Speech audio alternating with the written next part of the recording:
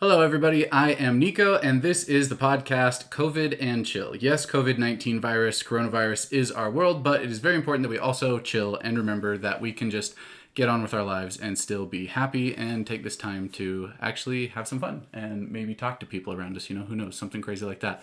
This is my lovely wife, Tayva, who has agreed to be on this podcast. I really wanted her to be on here because she is an elementary school teacher, and she is seeing this whole situation from a different side. A lot of you may be parents that have kids at home doing online learning, and Tayva has the flip side, and she can talk about the experience of what the teachers are going through. But before we get into that, let's just do a little bit of quick introduction. I was a film major. I am now working in post-production at a tech company, and we've got some extra time on the weekends now with this quarantine, so I decided to do a podcast and just kind of socialize virtually. Tayva. I teach 6th grade. It's my first year in 6th grade. It's been an experience, to be honest.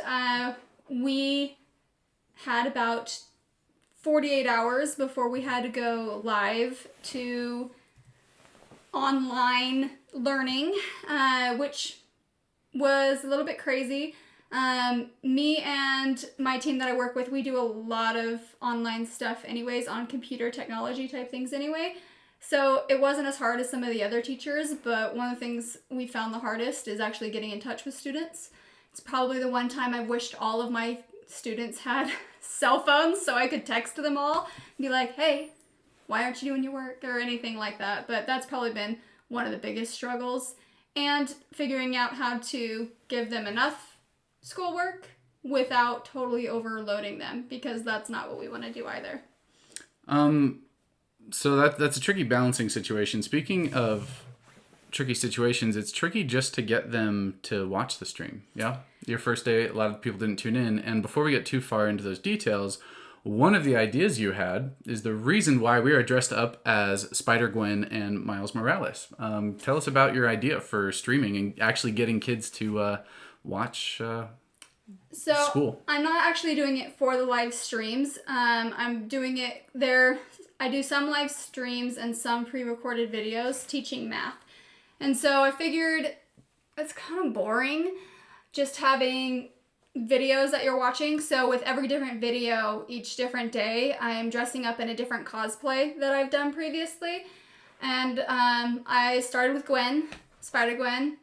What's her name now? They changed it. Ghost Spider is her official new name, because I know her as Spider-Gwen. If she went around in her world telling everybody she was Spider-Gwen, her secret identity would not last very long. So I know her as Spider-Gwen.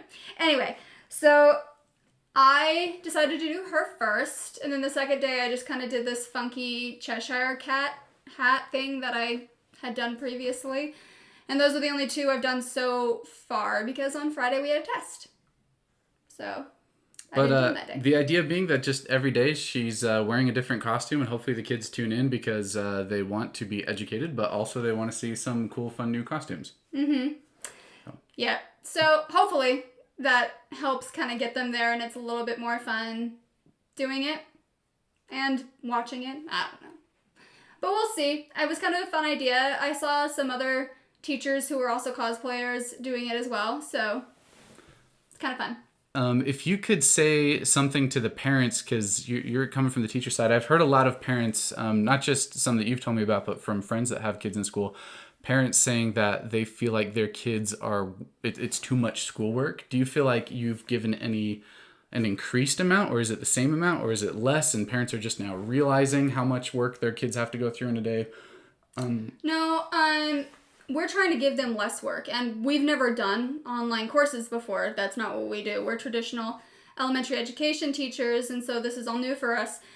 Most of us. I'm sure there's some that it's not. But finding a happy balance between giving them too much and too little is really just a guessing game, and so we really appreciate the feedback from parents being like, hey, my kid is doing stuff that's taking them X amount of hours, and that just feels like way too much. Because we don't want to give them the 6 hours that they're normally in school for them to work.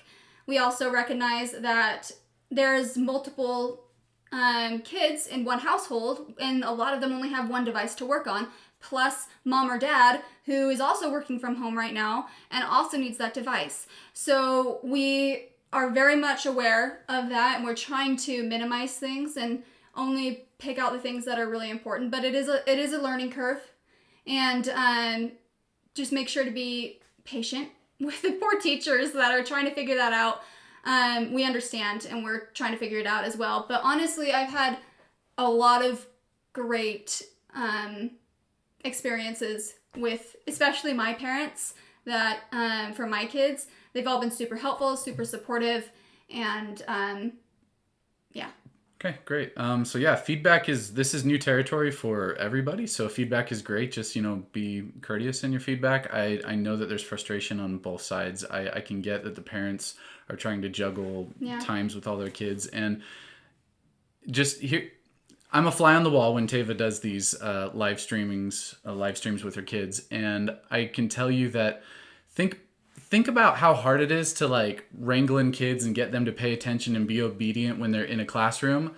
Now it's like herding cats with wings, because the cats can now go wherever they want. They can literally leave the desk. They can have a friend or a dog or an animal or something come on screen. There's all kinds of noises in the background. So it's definitely difficult to, I assume, to wrangle everybody in. But if you are a parent and you have a kid that has to tune into these live streams, I know it's difficult with multiple siblings in the house. I grew up with lots of siblings. It's very noisy all the time.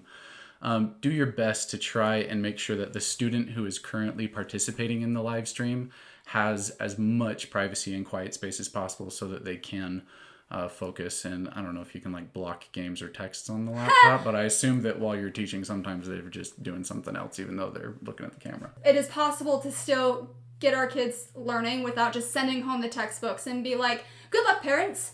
This is what chapter we ended on.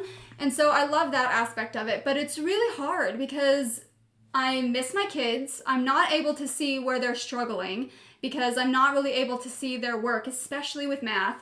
I can't sit there and help them one-on-one and bring in groups. We're trying to do small groups in Google Meet and things like that, but I still can't really see their work all that well.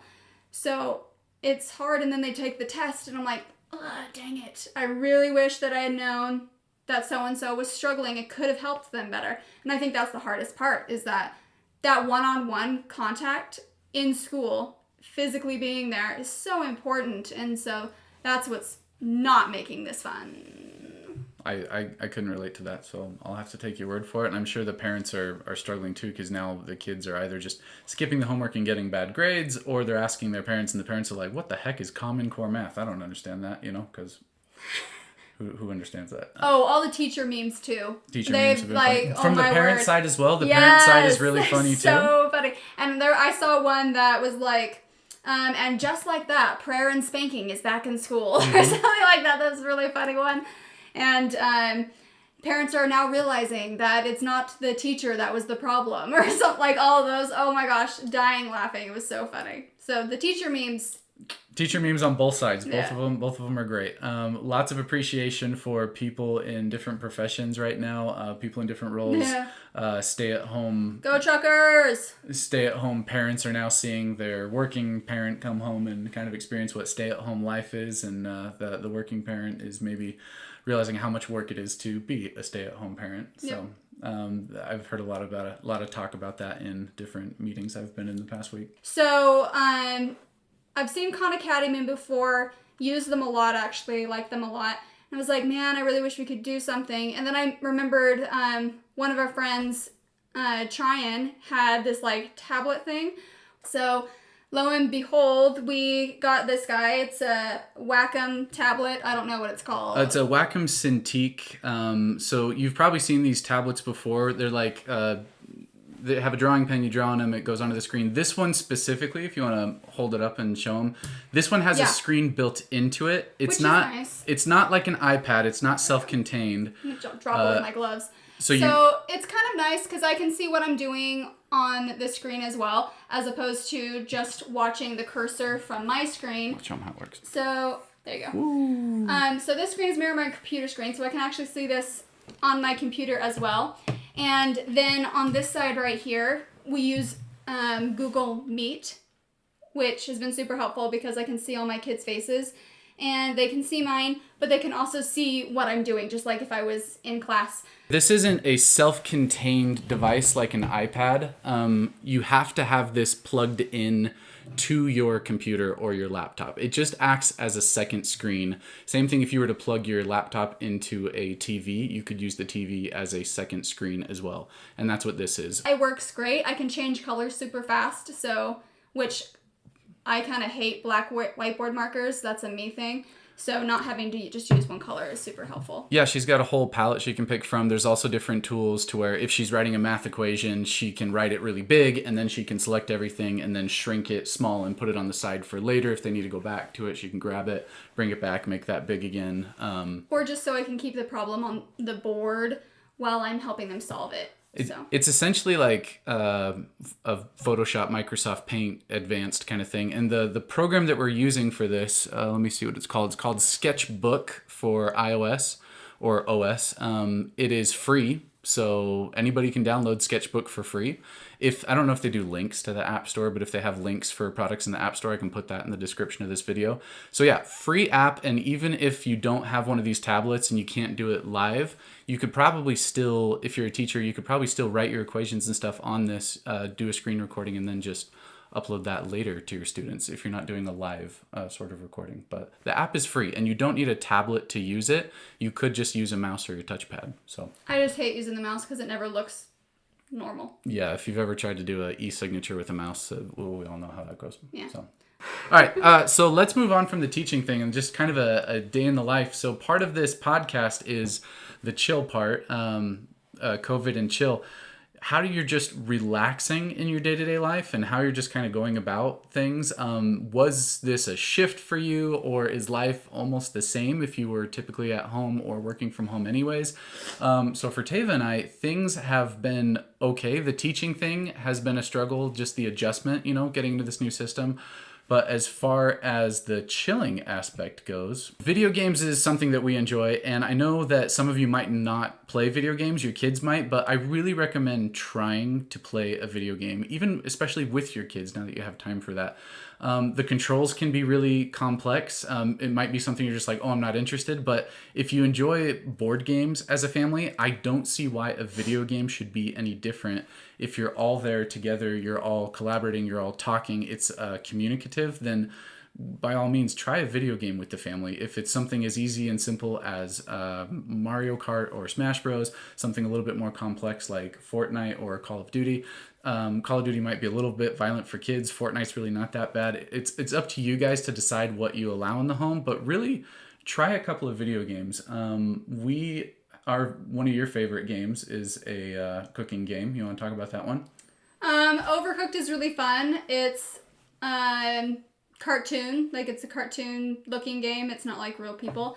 And it's based on these characters who are trying to cook these meals and get them out of the kitchen to, I was going to say patients, to customers.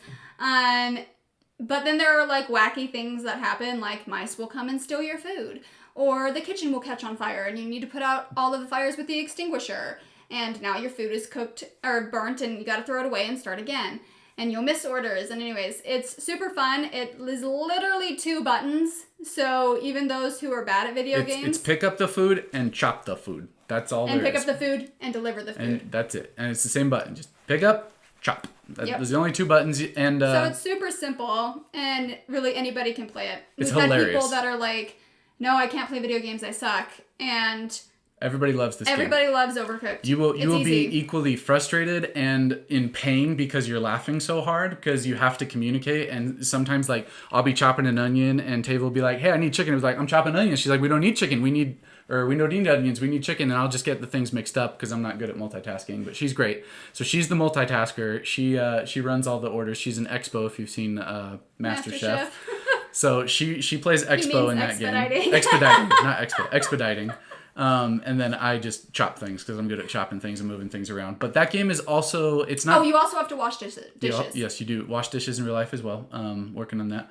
So it does support online play as well as local play. So if you want to play with somebody in a different house, you can do that as well. And Overcooked is only like $20. It might even be on sale for like 15 or something right now. Hashtag COVID-19. Right. There are 2 games. There's Overcooked 1, Overcooked 2. Both of them are basically the same game. They're both great. So you're fine either way. There's no story. You don't need to play the first or second. There is a story. It just doesn't matter. It doesn't matter. You're just having fun cooking food. So that has been COVID and Chill for the day. We've talked about how we stay entertained. It's a lot of video games, old TV shows. Disney Plus is great. And then the teaching aspect of things. We just want everybody to know that yes, COVID-19 is our world, but you can also chill. It's going to be difficult adjusting, especially from a teaching side or learning side if you're the parent or the student.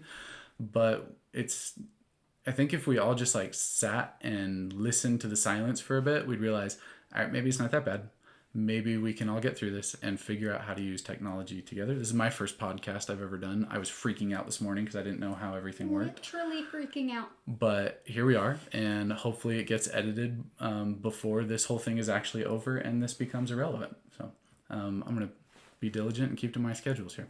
I have been Nico the Geeko, and this is my lovely wife, Tayva. Thank you for tuning in to the COVID and Chill podcast. I will be posting links in the description to different items, things we've talked about. Thank you, and tune in next time. I'm not sure what we're going to talk about next episode because we haven't scheduled it. We haven't made it yet, so, stay tuned. So thank you. Thank you for tuning in. Bye.